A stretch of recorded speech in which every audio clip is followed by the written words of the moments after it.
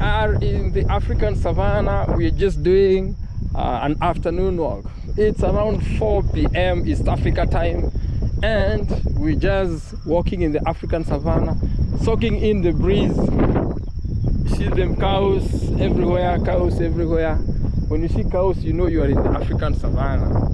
And it's been raining, that's why you see the grass is green.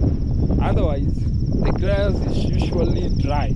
If you see there is dry grass, but the green ones are coming up because it's been raining of late.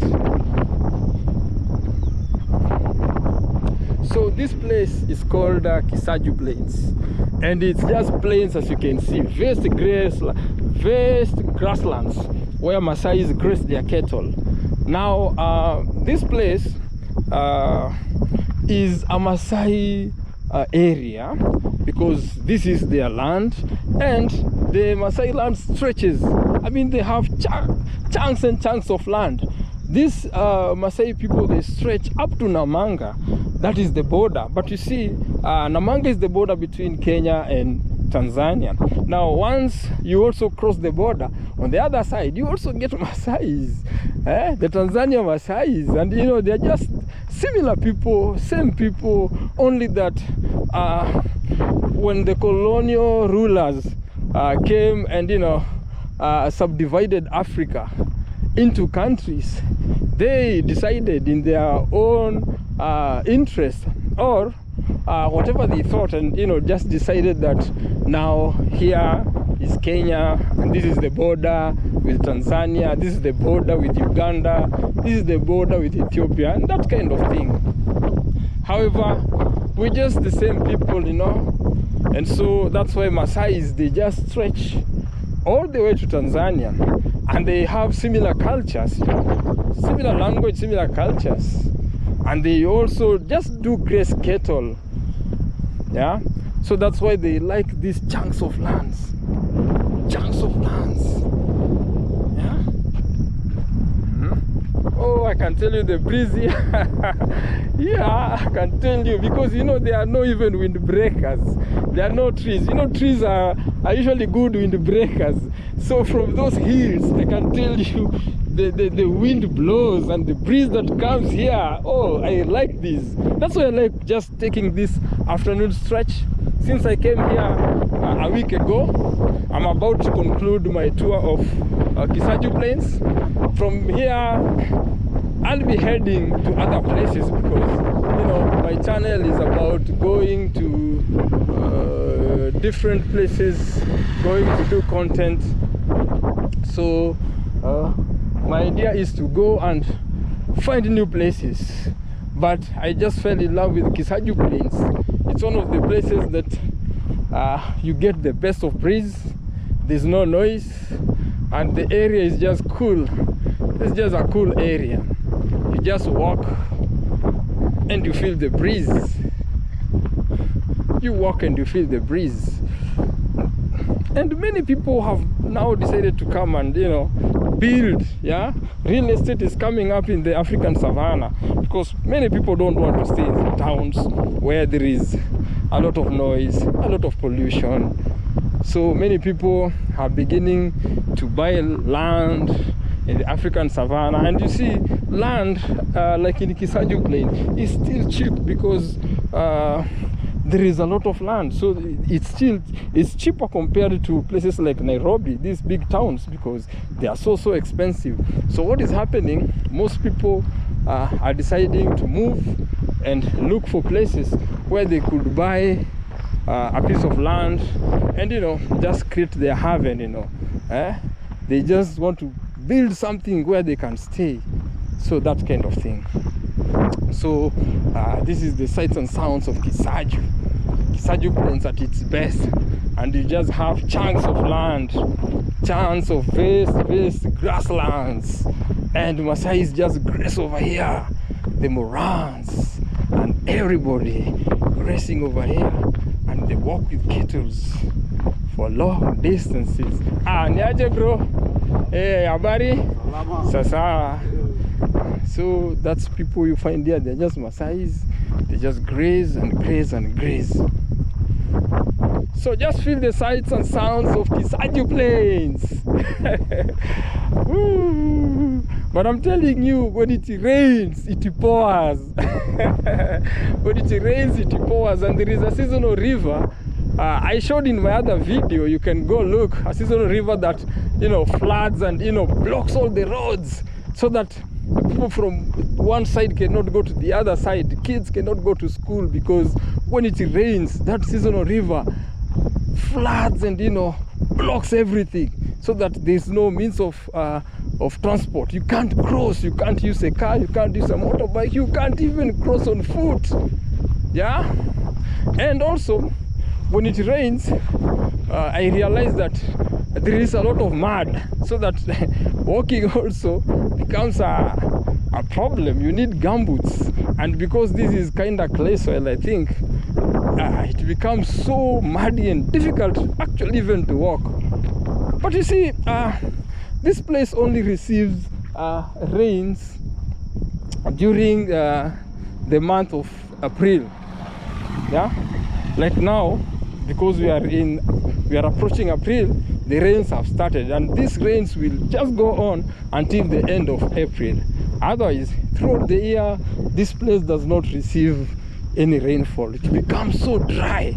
And you see, that's why Maasais keep moving with their cattle from one place to the other, because you see, their cattle can't die. Yeah, so when the place becomes dry, what they do, they move. When that place they have gone to also becomes dry, they move to another place. So they kind of like keep on moving. Yeah, they keep on moving so that anytime the place becomes dry, it's depleted of the grass, they keep moving. They move until even I hear they go upwards to Namanga and even cross the border to Tanzania. Because then again, when there it becomes dry, they start coming back. That's why they need all this chunk of land. All this chunk of land. Whoa! All this chunk of land. Because they have to keep moving. Their cattle have to keep grazing. Like if you see these cows over here, they're just grazing. They have to graze. When this grass dries or is depleted, they move to another zone again. They keep grazing, and they can graze kilometers, hundreds of kilometers. Yeah, and that's why these Maasais are Morans. The Maasai Morans, they are warriors. I meant they are warriors, because you see, you have to protect your cattle. You know, there is that thing, people can just easily attack you and take your cows and sheep and goats. So they are warriors. They know how to fight, and they naturally walk with joras. They walk with swords. Those are they are called njoras here, but they are swords. Yeah, they also have clubs, and they also sometimes have spears, and they are trained to use those to protect not only from people, also from animals, because in the African savannah you can easily come across lions, and you know, lions do eat cattle. You know, you can find leopards. Leopards are good at killing, let alone eating, killing goats. So what they do, they are prepared for those eventualities, so that they can just easily neutralize any danger that comes by. Yeah, they just easily neutralize. Wow, look at that. Look at that vast green grasslands. But it's not usually as green as this. It has become green because it just rained recently. And you know, when it rains, it pours actually. When it rains, it do pours. So that you find, and this place seems to be so fertile, because when it rained, it took just like a week, and the grass was green. But when I came, if you look at my first video when I came here, you will see that the grass was so dry. It's a dry land, unless you have a borehole, and sometimes even the boreholes do go dry. So what is a challenge? But for those who manage, I hear onions do quite well in this area.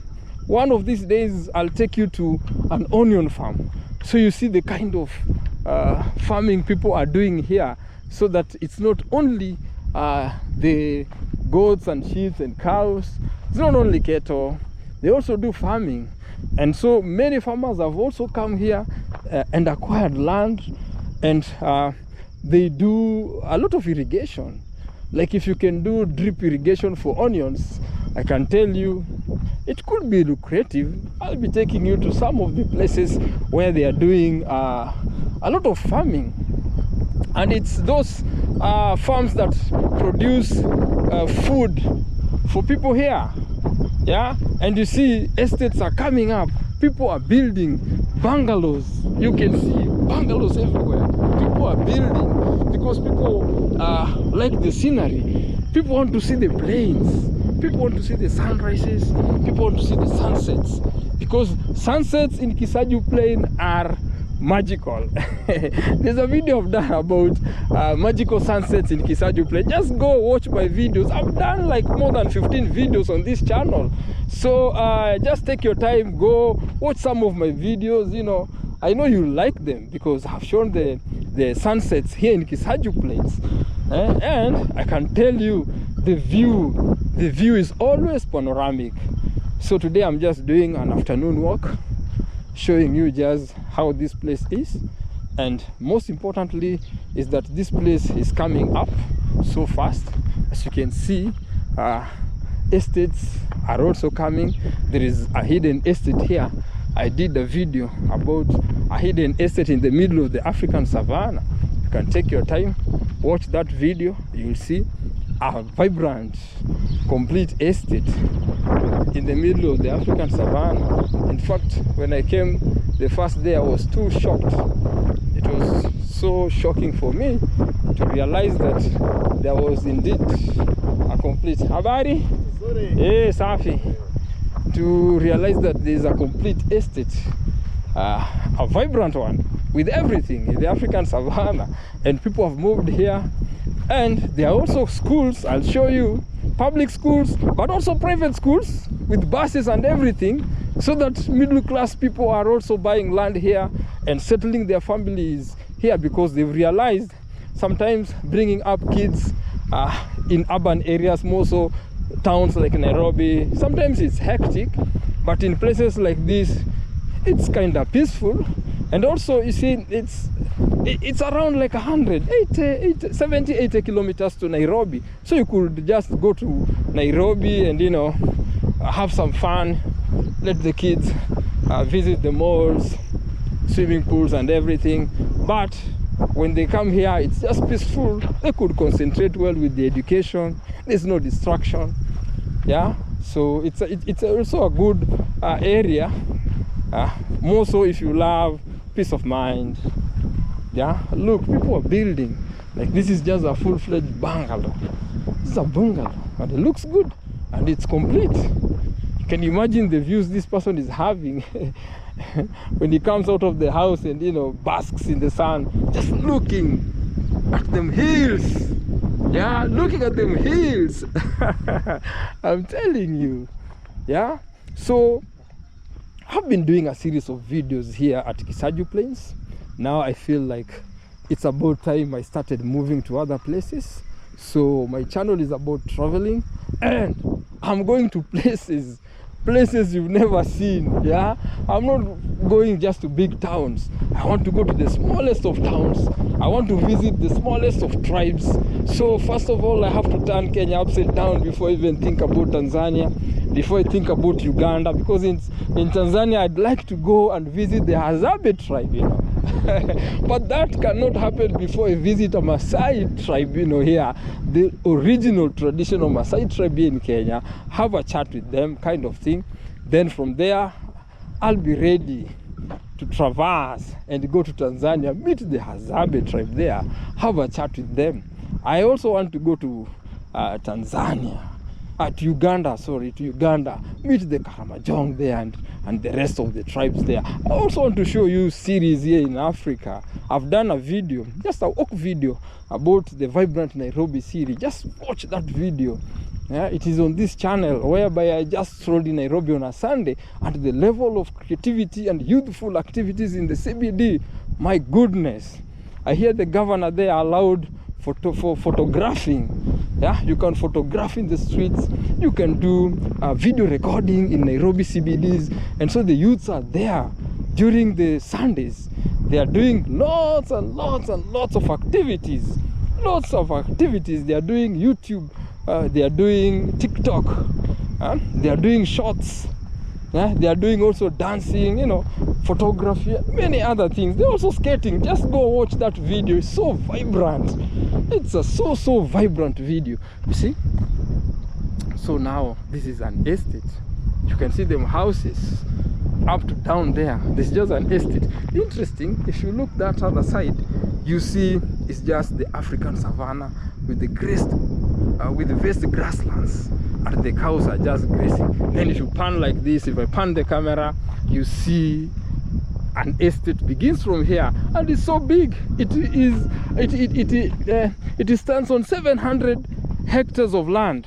So it's a very big estate. One of these days I'll do a video before I move from here, show you how about this estate, talk to one of the locals, maybe a day in the African savanna with one of the residents in the estate, see how they hustle, see how they make their ends meet, see the challenges they also go over this place. Yeah, so guys, this is just an afternoon walk in the African savanna. As you can see, this is a church and it's also a school. They say Howard Schools Education Center, Kisaju Plains Academy. But there are good schools here. There's a public school, a vibrant public school. I'll do that video, and I'll also show you private school for middle class that are now coming to this place, you know, buying houses here, building them houses here, that kind of thing. So today, this video was just about me walking in the African savanna, just showing you how this place looks like. And I think you're enjoying so far. I think you're happy to see how this place looks like. You see, these are just houses, and this is just another estate, just an estate, yeah, from the vast grasslands and the plains over there to a vibrant estate. This one here is just an estate. You can see them houses, and they are permanent houses. You can see there's electricity. There are roads here, though they are not tarmacked, but they are good roads because vehicles and motorbikes could pass here. So it's just a vibrant estate in the middle of the African savanna. I've done a video coming to this estate. You can take your time and watch the video. Yeah, so guys, this is how the estate looks like. It's a vast estate with many units, and every unit stands on like an eighth of an acre. Yeah, so vibrant, so vibrant. So I'll be doing other videos. You just keep locked on this channel.